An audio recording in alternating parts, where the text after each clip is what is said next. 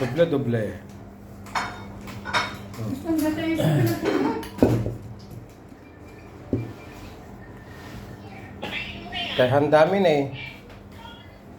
RFC chicken, RFC.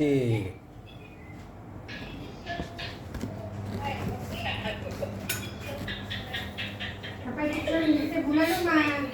Kapag tilapia, di ba?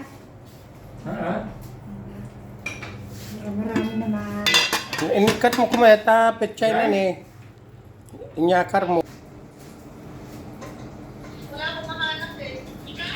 Ano ang aquarium? Ang bulalo, hindi na makita.